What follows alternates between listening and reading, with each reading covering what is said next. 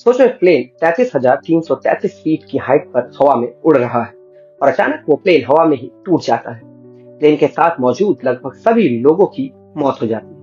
लेकिन जब rescue team crash site पर पहुंचती है तो उन्हें प्लेन के मलबे में एक लड़की जिंदा मिलती है। न पैराशूट, न कोई सेफ्टी इक्विपमेंट, फिर भी वो इतनी हाइट से गिरकर बच गई। लेकिन सबसे बड़ा सवाल ये है, आखिर वो जिंदा बची कैसे? 26 जनवरी 1972 को JHE फ्लाइट 367 स्टॉकहोम से बेलग्रेड जा रही थी। ये एक McDonnell Douglas DC-9 passenger aircraft था। फ्लाइट को कोपेनहेगन के बाद अपनी जर्नी कंटिन्यू करनी थी। लेकिन चेकोस्लोवाकिया के ऊपर फ्लाइट के लगभग 46 मिनट बाद एयरक्राफ्ट में एक पावरफुल एक्सप्लोजन हुआ। ये लगेज सेक्शन में एक्सप्लोजन हुआ था। ऑफिशियल इन्वेस्टिगेशन के मुताबिक एक्सप्लोजन बैगेज कंपार्टमेंट में ही हुआ और एयरक्राफ्ट हवा में ही ब्रेक अपार्ट हो गया। प्लेन के पीसेस हजारों फीट नीचे जा गिरे।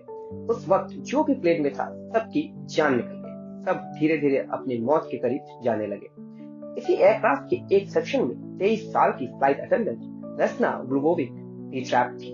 वो एयरक्राफ्ट के फ्यूजलेज के अंदर फंसी हुई थी और रिपोर्ट के अकॉर्डिंग एक फूड सर्विस कार्ट ने उसे वहां पर पिन कर दिया था। अब एयरक्राफ्ट का ये सेक्शन भी सीधा जमीन की तरफ गिर रहा था। बाकी लोग जो एयरक्राफ्ट 3-4 भाग में टूटा था उसमें फंसकर नीचे गिर चुके थे और वेस्ना के पास बचने का कोई ऑब्वियस तरीका नहीं था।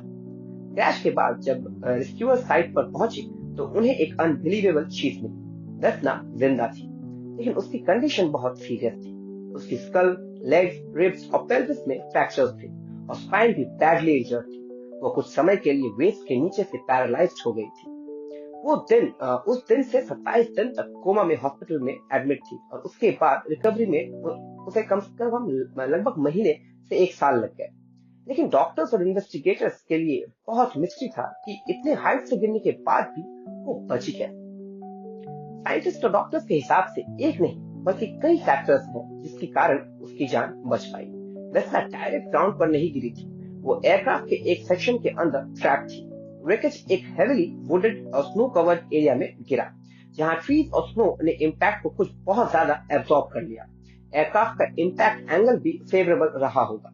एक मेडिकल थ्योरी के अनुसार सडन डिकम्प्रेशन की वजह से जैसे ही प्लेन में प्रेशर डाउन हुआ और डिकम्प्रेशन हुआ, इसकी वजह से वेस्ना जल्दी ही अनकॉन्शियस यानी कि बेहोश हो गई, जिससे इम्पैक्ट के वक्त उसका बॉडी रिलेटिवली रिलैक्स था। अगर वो बेहोश नहीं होती तो उसे गिरने का डर जरूर होता, जिससे हार्ट अटैक भी हो सकता था। गिनीज वर्ल्ड रिकॉर्ड वेस्ना व्लुबोविक को 10,107 मीटर यानी कि 33,333 फीट से बिना पैराशूट सर्वाइव करने वाली पर्सन के रूप में रिकॉग्नाइज करती है। हाँ, एग्जैक्ट एल्टीट्यूड को लेकर बाद में कुछ कंट्रोवर्सी भी हुई, लेकिन उसका सर्वाइवल एक डॉक्यूमेंटेड फैक्ट है। और सबसे शॉकिंग बात, इतनी सीवियर इंजरीज के बाद भी वेस्ना ने दोबारा चलना सीखा। एक प्लेन हवा में टूट गया, एक इंसान आसमान से गिरा और जहां सबको मौत की उम्मीद थी वहां मलबे के अंदर एक जिंदा इंसान मिला। वेस्ना व्लुबोविक वो औरत थी जिसने आसमान से गिरी लेकिन मौत को हराकर जमीन पर वापस लौटी।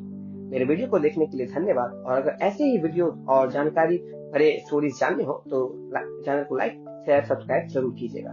धन्यवाद।